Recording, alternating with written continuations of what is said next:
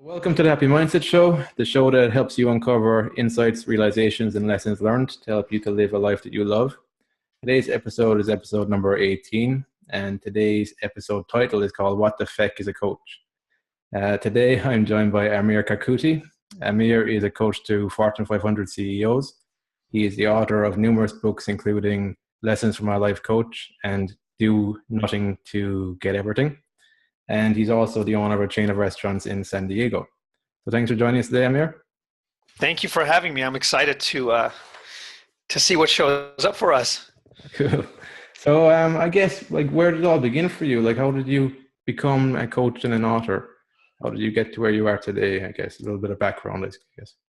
So mainly when I was younger, my family, I was born in Iran, and every single year or two we would have to move. And it was frustrating. It was hard as a young kid, having to make friends and then have to go make friends again somewhere else and then have to go do it over and over again. And I started to notice there was some consistencies with psychology, like how people connected, because I had to learn how to connect, how to do it over and over again in an environment without reading books or seeing how other people do it. And I started to see there's certain things that allow us to connect. There's certain things that make us have friendships and things like that. And from a young age, I became very, very intuitive and self-reflective on just human dynamics. And from there, I realized, without knowing, that when I'm older, there's some use to that. There's some usefulness to knowing that there's ways to have better relationships, deeper insights, and things like that. And it happened to be that as I got older, I found other people that were on a similar journey in their own path. And I went, oh, wow, there's people that actually get paid for doing this and talking about it. And so I started exploring coaching, first for my own selfish reasons, because I wanted to be better. I wanted to know, oh, this is why I was the way that I was. And then as I started talking to friends and family and coworkers and things like that, they started to say, hey, I'd like to spend some time with you. This is really interesting. And I actually didn't know there was actually a profession that would pay you to sit and talk to you, until I realized that coaching is a true profession. And that's the gist of how I became a coach, by accident, I would say. Nice. Was there a day when you realized that this could become a profession for you? Yeah, the day that someone said, I'm willing to pay you to talk. And it was so foreign at the time. I felt weird. I didn't want their money. It's that the whole thing a lot of coaches go through, which you feel guilty, and I'm just talking, I'm not doing anything. And my wife's an interior designer. At the end, you get to see the building that she built or what she's done inside a house. So there was a lot of incongruency with someone wanting to pay me. But it happened enough times where I said, okay, I got to start looking at this seriously, because I'm not even asking for it, which was kind of the first lesson of coaching is serving the hell out of the person in front of you. And that's all I knew to do. I didn't even know to ask for money. And where ironically, once I became an official coach, money became a very high up on my in my mind. And I started actually having a tough time getting clients because money was on my mind, where before I just wanted to chat with people and see if I could help them. So that was a really good lesson as far as being a coach as well.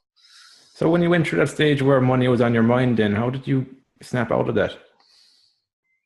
Well, I knew something wasn't working, and I didn't quite know what was shifting, because I figured in order to be a successful coach, money should be on your mind.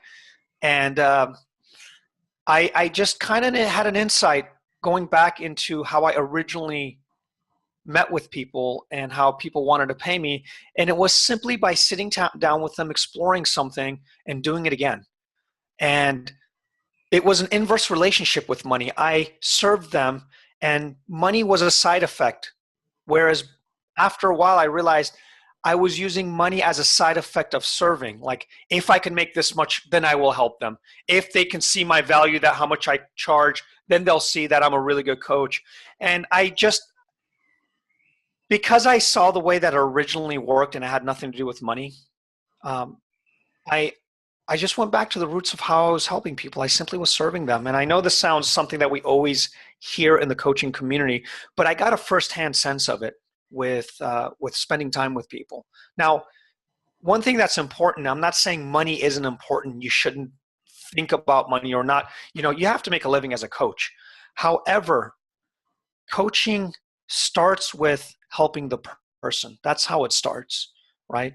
And as I mentioned before, money is the side effect of being a wonderful coach and serving somebody.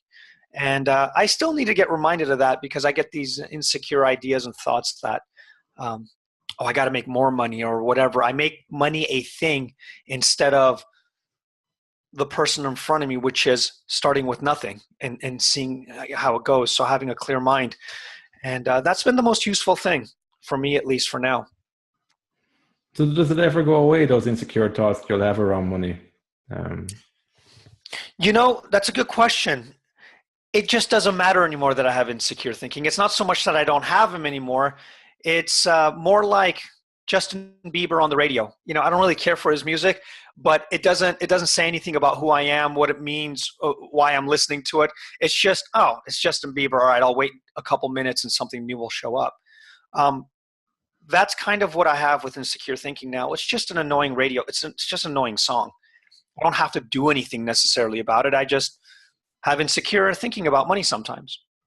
How did you start realizing that that's how it worked, though? Like that you can ignore the insecure thoughts and you'll get fresh thinking?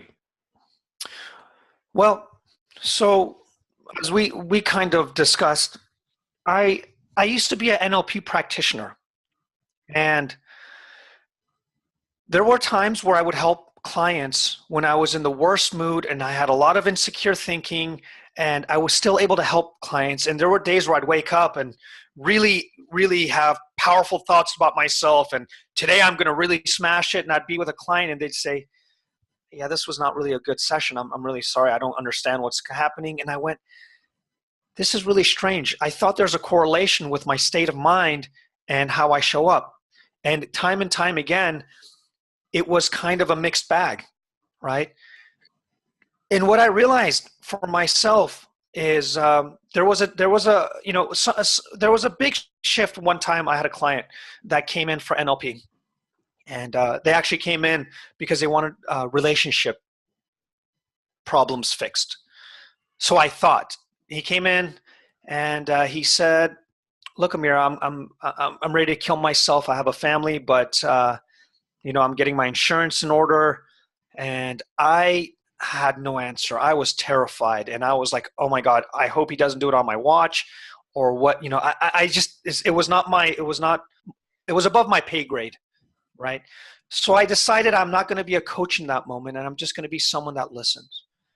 And I had an insight. I talked to him in real time without any preconceived strategies and tools or whatever to fix the guy. I just sat and listened to him.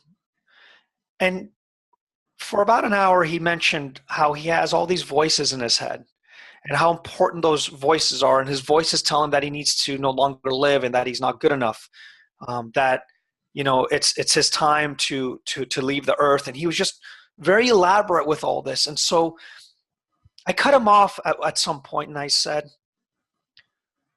"What's the difference between me telling you that you're worthless and your voice in your head?" And he said, "Well, the voices in my head seem a lot more real." And we just explored that. I said, just to see. And eventually, after a certain amount of time, he started to see that the voices may sound real because they're coming in their head, but they're voices nonetheless. He doesn't have to listen to a telemarketer when they call and say, "You need to buy this product," or a commercial that says, "Buy my toothpaste, it'll be the best one." And he started to realize he just put a lot more importance in the voices in his head than the voices supposedly outside of his head, whatever that means. Because honestly, the only way that we can decode voices or decode sounds is in our head, right? That's the only way, whether it's your voice right now on the Zoom call or whether it's the radio. Those are not voices. Those are simply sounds that have to be decoded once it hits our mind. And he got a glimpse that in actuality, there is no true voice that needs to be heard. And the only constant that he realized in that moment was that he can always be aware of which voices to follow or not. And his awareness is what he started to pay attention to, not what he's aware of. And that made a huge, shift for him and for me. That was a day that, which we can discuss, is that the best coaches that I've worked with no longer became coaches. They became a part of me, and we looked at our journey together, which is very interesting, because when you hire a coach, for me, I thought I'm hiring a coach because they know something I don't. What I've realized for me, what a coach is somebody that's ready to explore everything without any predisposition of where to go, how it's supposed to look. And it's like two people going into a museum. We're going to see what we see and we discuss it. And it was eye-opening for me, and it was eye-opening for my client, because it was, for my first time, I showed up empty. And in that emptiness, they were able to see something for themselves as well. And we both wept, we both hugged each other. And he looked at me and said, I don't think I want to kill myself anymore. And he said something shifted. And when he left, there was a sense of relief for me, a sense of possibility. But I had no idea what the fuck just happened, to be honest with you, because I didn't use a strategy. I was left to my own devices. I was left with the moment, and it was kind of liberating, yet scary, yet confusing, yet the most peaceful thing I ever, experienced in my life. And there was a sense of like, I want to do more of that, and how do I do it? Which was ironic, because the very question got me towards away from where I went, which was coming from nothing, coming from the sense of this empty space. So I started to realize that question in of itself is going in the wrong direction. And so I started, at that time, you had mentioned a gentleman you work with, Jamie Smart, had sent out an email. He had a company called Salad.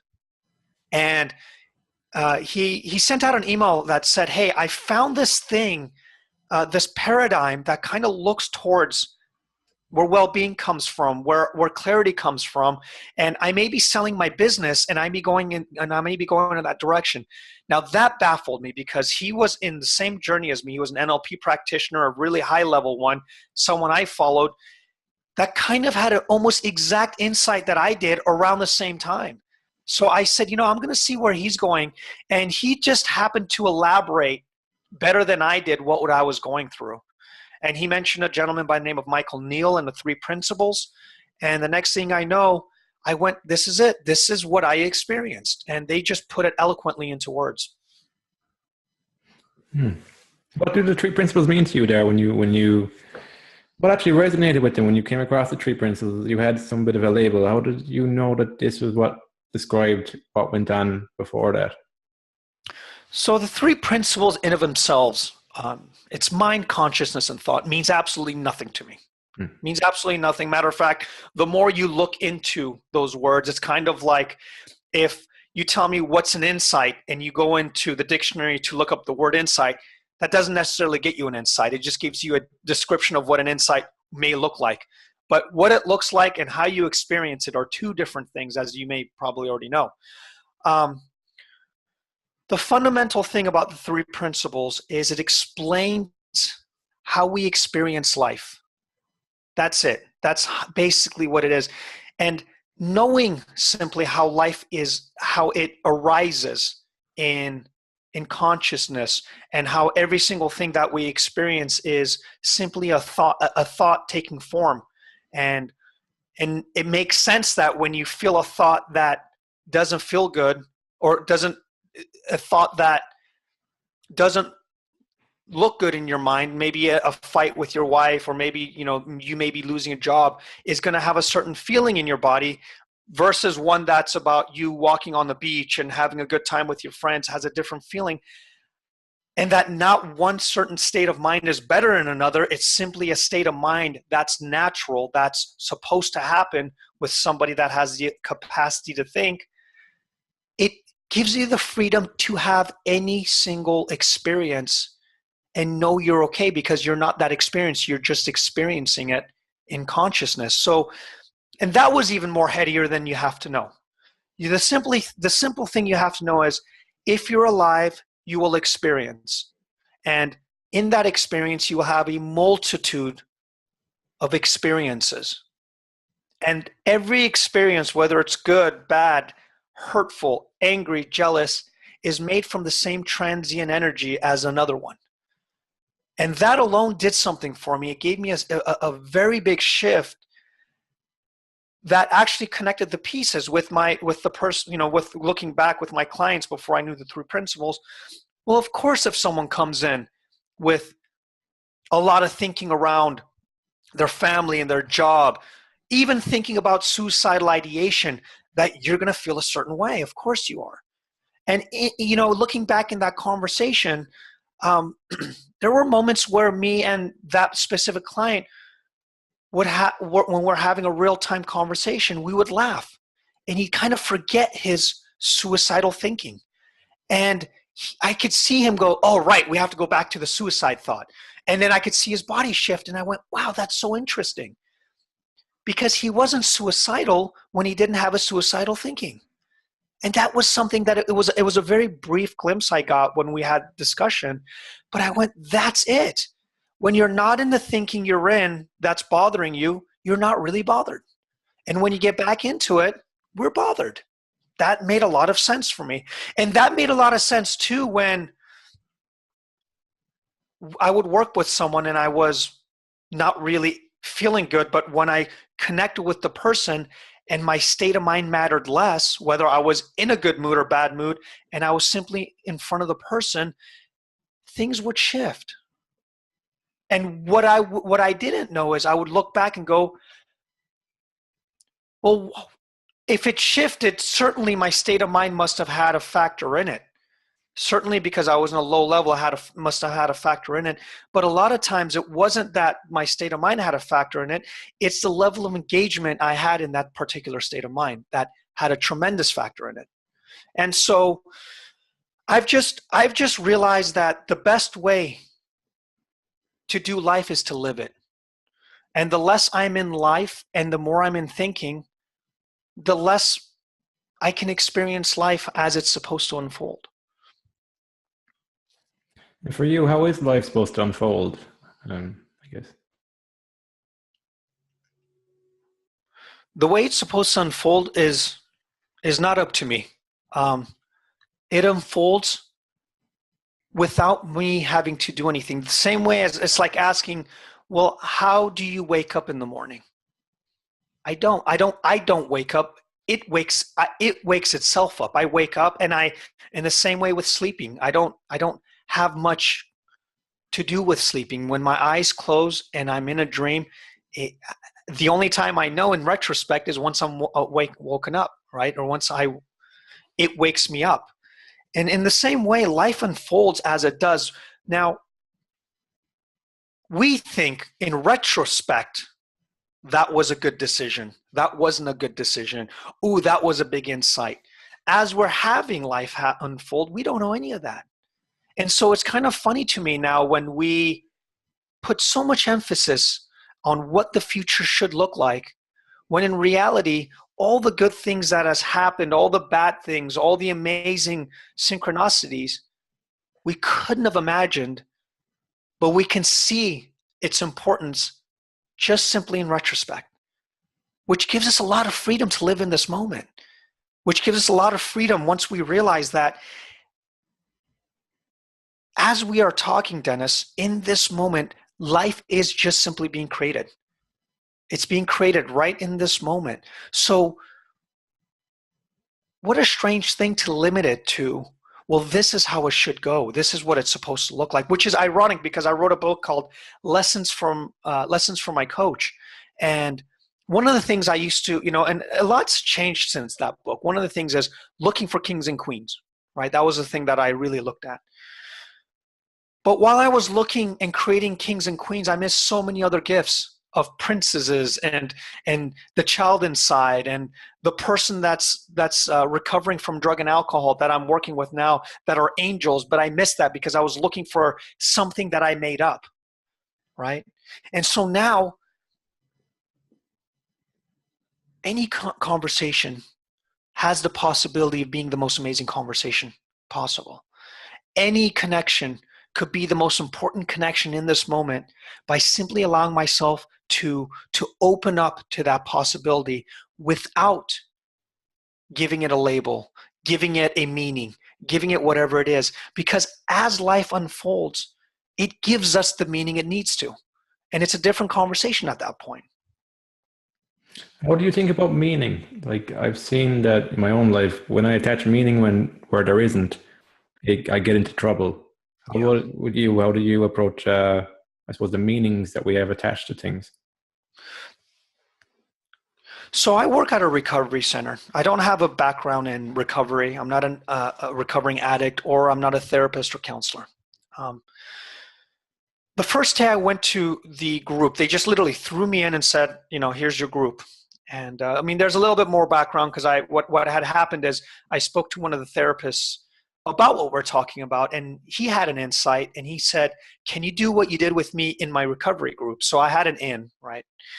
But I was terrified. I went in there and I looked at the group. There was about 30 people that are addicted to heroin, crack cocaine, marijuana, alcohol, gambling, whatever you want to, whatever you name it. They're in the room. And immediately I froze because I went, oh my God, what am I going to talk to people about drug addiction when I've never had it? I don't know, and don't have anything. So I immediately said, look, I'm very, very sorry, folks. I have to admit something. I don't have a background in recovery. I don't have a counseling degree. I don't know anything about the drugs you have taken. And I have to say that I walked in here as if I was going to save you guys from your addictions. But what I do know to be true is that you're a human and you struggled, and I am a human and I've struggled. And from that point of view, we are not that far apart. So today you can take the day off from being an addict, and I'm going to take the day off from being the person that should know what to do to fix an addict. And today we're simply going to talk as people that have struggles, but as people that can also be successful in a journey together. How does that sound? And at first, when I said that, I thought they were going to laugh and go, oh my God, here we go. That was really cool. And they said, many of them said, this was the first hour I didn't have to be an addict. This was the first hour someone saw me as a human. Someone saw me as simply a person that's may have had a blind spot. And they got insight simply by me showing up with nothing of a label, nothing of who they are or who I am, but simply a dialogue with another person. And for so many years, by having a label of, I'm a coach, I'm someone that's going to help people, I was hindering myself. Because when we put a label in front of us, it's just another wall from being farther away from the person that's in front of us. Because the person that's in front of us is simply a human, an amazing human being. And a being that is able to create moment to moment, that has a capacity to have a new thought moment to moment, a capacity to see an insight that they didn't see a moment ago. Now, whether you're an addict, whether you're a client, whether you're a wife, whether you're your husband, whether you're somebody that's lost a job 10 times, it doesn't matter. That capacity does not change. And that, I think, is the juice, is the magic with working with people. It's not the title of a coach. It's not the title of you being an addict, I'll be your savior, I'll be the guy that knows something. It's simply people looking in a direction of what's true for them, whatever that may look like. And at that point, it becomes an equal opportunity paradigm. The idea of who I am, who you are, dissolves. And then you have two people just simply looking at a direction. And that in of itself is so much more valuable than anything that I've come across, because it strips away everything else and it just puts you and I in one room together to see and explore. And I don't know if that made sense. I hope that made sense. I'm not sure if that. Yeah, it does make sense. It's like, I think what does get in the way is when we label things. And another thing as well is credentials. Like before I started looking at this thing as well, I was like, how could I coach somebody if I've got no credentials? But then I started seeing it's more about having a real conversation and allowing whatever occur, and to help people to move forward. Because a lot of the time we just get stuck in our thinking about who we are and what we can do and stuff. Whereas when you can create a space for somebody to actually just talk and see what's limiting them, I don't think you need a credential for that. You just need a pair of ears and actually listen to somebody. Yeah, and you hit on a great point, because it was kind of ironic to me. We were going to help other people with their limitations, but we came in with our own well, do I have enough credentials? The irony of that, right, is we're trying to show them the illusionary nature of what we created. I'm a bad father. I do not do good or well or amazing at work. Can you help me? And we see where their blind spots are, usually an illusionary idea of or identity they've created. Yet I have so many coaches saying, how can I have enough credibility to tell them that what they're making up is made up?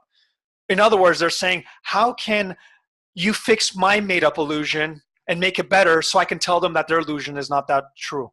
And it's kind of comical. I woke up to that one day. I said, oh my God, this is hilarious. What it turns out is the less you see, or the more you see that the idea of a coach and credibility and all that is made up, the more opportunity you'll give your client to see that what their experience is typically made up as well, that they've believed so truly that now they think they need a solution for something they made up in the first place, which is all a coach will simply do, right? We simply show that the problems that are created don't need a solution if they are seen for what they're actually worth or what they're made of, which is typically a thought most of the time, an identity that was created in thought most of the time. This label, this thing that we need to be or don't have or don't need or do need. And the more we look into that specific thing, right? Just like my client who thought he needs to listen to those voices, right? Well, I have voices about what a coach looks like, right? I just don't care anymore. And he got to see the nature of that too.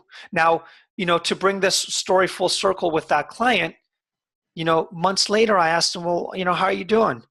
And he says, well, I still have suicidal ideation. I said, oh no, really? And he goes, well, that's not a problem. And I said, well, how is it not a problem? He goes, well, I have suicidal thoughts, but I also have thoughts of eating a sandwich. And I also have thoughts of, well, should I take a nap now? And I've just realized not one is better than another.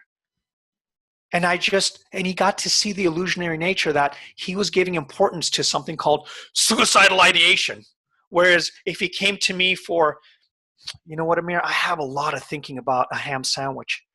I don't know what to do about it. Like that would have sounded silly to him. And now that thought about suicide seems just as silly to bring up forth as it is to bring up the I need fixing about this particular thought about ham sandwiches. He doesn't see the distinction anymore. And so that's how I feel about coaching now. Is it's so much more liberating to not be the coach and not have a client, but to have two people on a call and look at a direction, whatever that shows up. And I can bring in my illusionary thoughts of myself in just as much as they can about theirs, and we can laugh about it, we can talk about it, and we can hang out in that space to see what we do as humans. And something about that conversation alone does something for people. And then people say, well, how do I pay you now? It's absolutely brilliant. Mm-hmm. How do you see humor, the role of humor and lightheartedness in the coaching conversation? Oh, man. How do you find the balance between, because you could be talking about serious stuff. Like, how do you manage to find the balance between bringing that lightheartedness but be talking about serious stuff that is real to the person, because that they wouldn't be coming to you otherwise?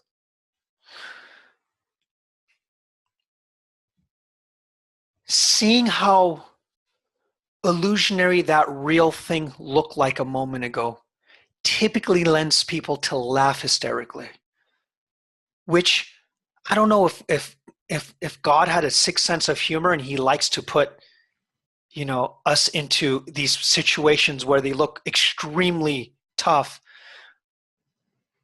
But if there is a God, I'm not sure, I'm not religious, but if there was, he has a sixth sense of humor, but he also has an amazing sense of gratitude because he's given us resiliency and awareness to see what's actually happening. And so it's not so much that I put humor into the coaching conversations, it's that behind the illusionary nature of thought, when we see who we truly are, that we have this resiliency, this sense of connection with the world and each other. It becomes so funny to see how much time we invested in a particular thought.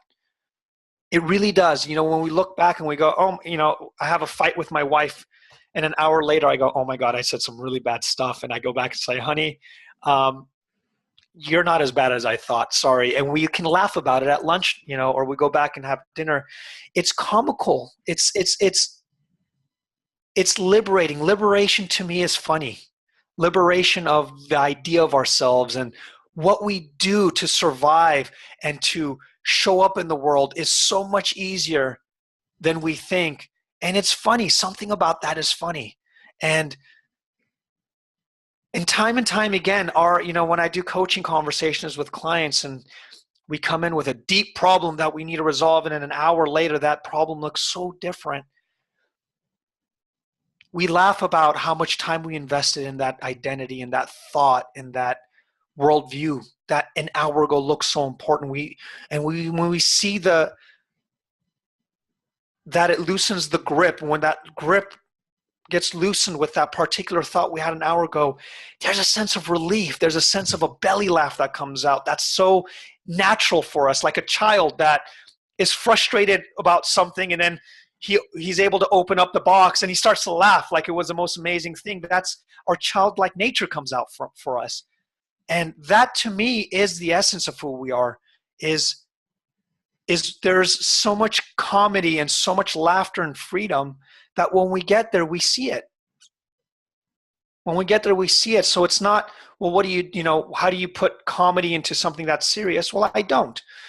But when that seriousness kind of dissolves, man, there is so much laughter behind all that to see. So what's the biggest thing you've learned, I suppose, in your coaching journey that's made the biggest difference in your life? The biggest thing that I've learned as a coach, that's a really good question.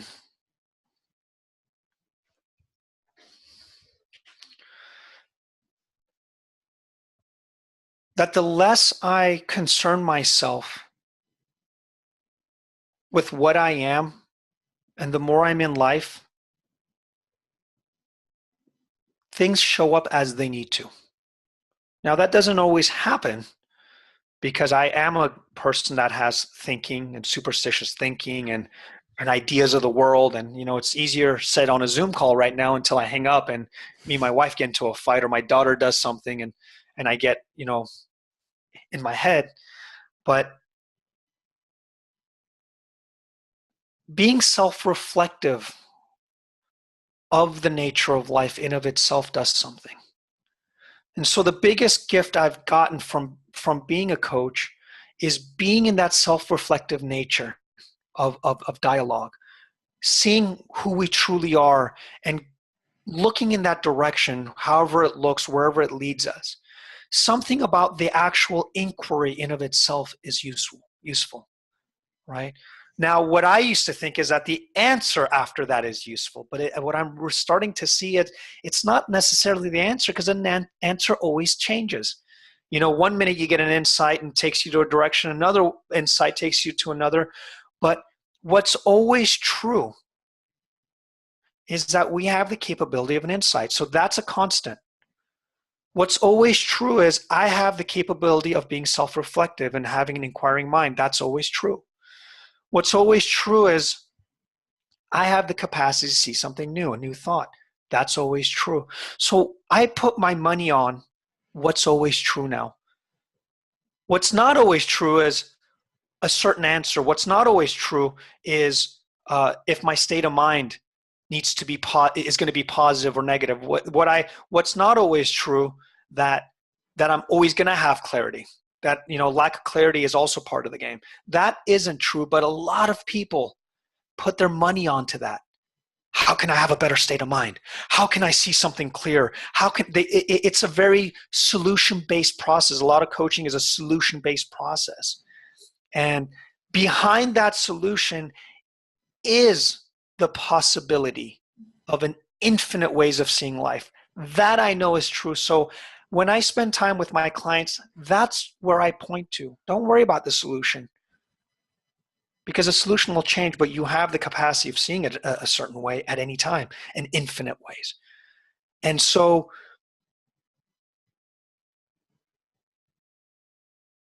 self-inquiry, being able to see that you have a capacity, that to me has been the biggest gift of coaching. And spending enough time with clients time and time again, whether they have used me or not, whether the call was fruitful or not, I guarantee you 2 days from now, they will always see something different. Guaranteed. Whether I was a good coach, a bad coach. So that I know to be true, that we are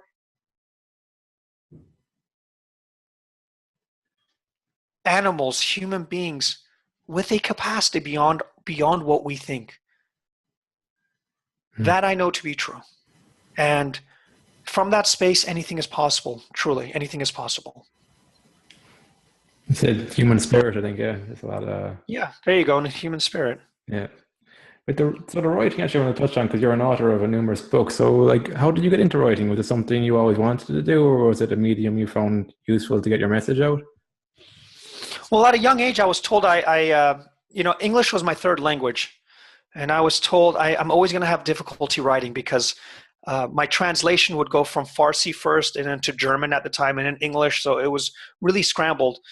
And I remember my teacher telling me that you're going to have a really tough time. And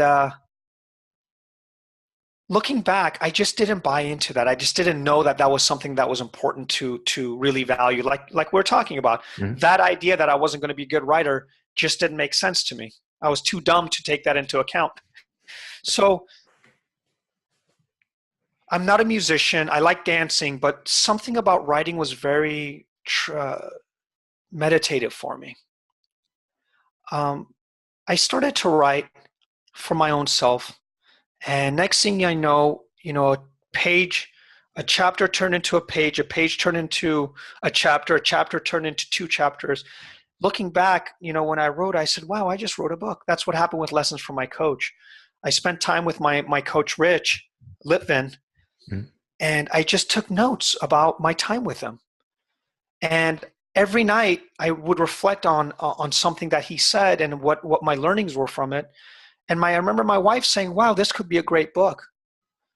And that's how it came into fruition. I never intended to write books. I just intended to explore and, again, inquire about what's on my mind and put it in written form. And so it was kind of a backwards process. I wrote about what excited me, what was a lesson for me. And then in retrospect, it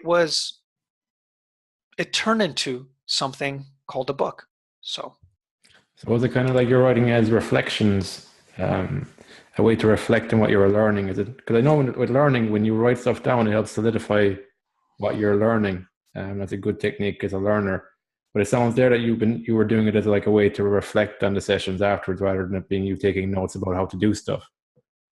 Exactly right. Right. It was a reflection of, an inquiry of, and it's interesting to just go back and read some parts and go, wow, I've changed so much from certain chapters, and I've changed so much of where I thought, which is a really cool thing about writing too, is you get to go back and see your old self and see how much you've grown and how much you've shifted. And so for anyone on this call that's listening, man, it's the most unique snapshot of where you are in your life in that moment that you can always go back to and revisit. I think that's important, actually, because I think that is the writing process. Is that before I started writing a little bit too, I thought that you needed to have it perfect before you began. But in hindsight, now I've kind of gone, you start with where you are and you keep writing just for the sake of it. And you gradually, you see in hindsight that I've got better at expressing myself or Yes. creating a narrative and stuff. I didn't know that before. I just presumed you have to have perfect grammar, perfect way of describing things to become a writer. But I think the way it actually works is you get stuff out of your head onto paper, and over time you become a writer from doing that. Yeah, you don't become perfect from learning all that. You become perfect by doing the thing. That's exactly right. It.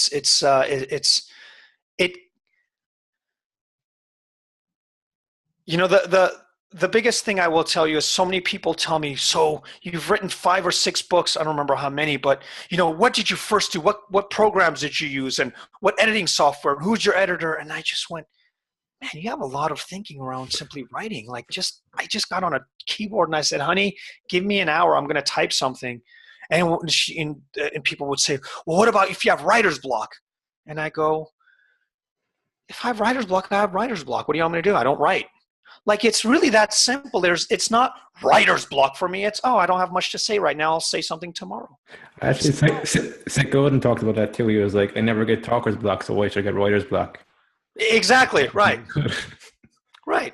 Well, if I have nothing to say, you don't say anything. And if something comes out, something comes out. There's no difference. That's brilliant. Yeah. So I just,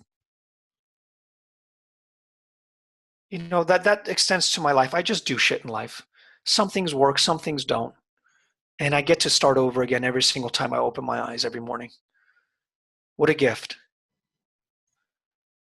Yeah, simple. I guess another question that occurs to me, is there any belief that you wouldn't question that you have? Any belief I can't question.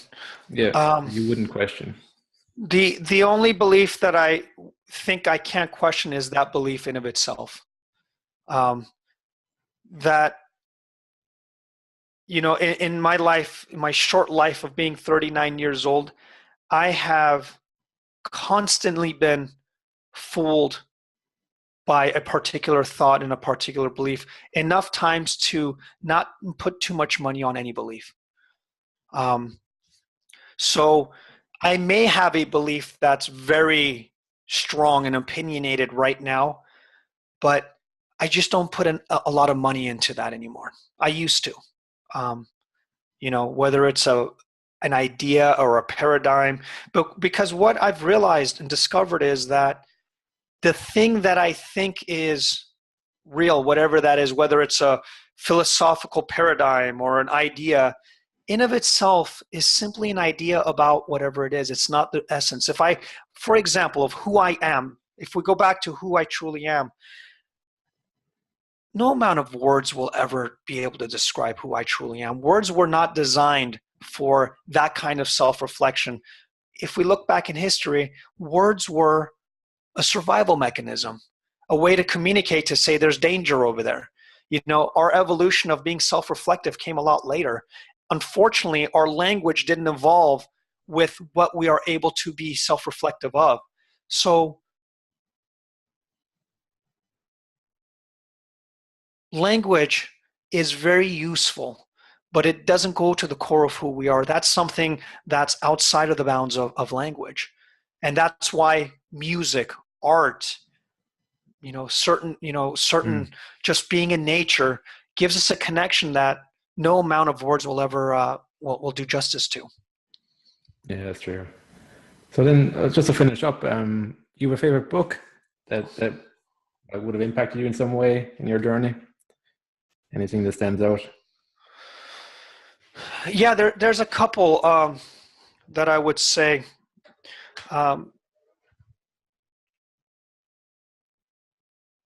Any of Alan Watts's books have made a significant shift in my mind. Osho has.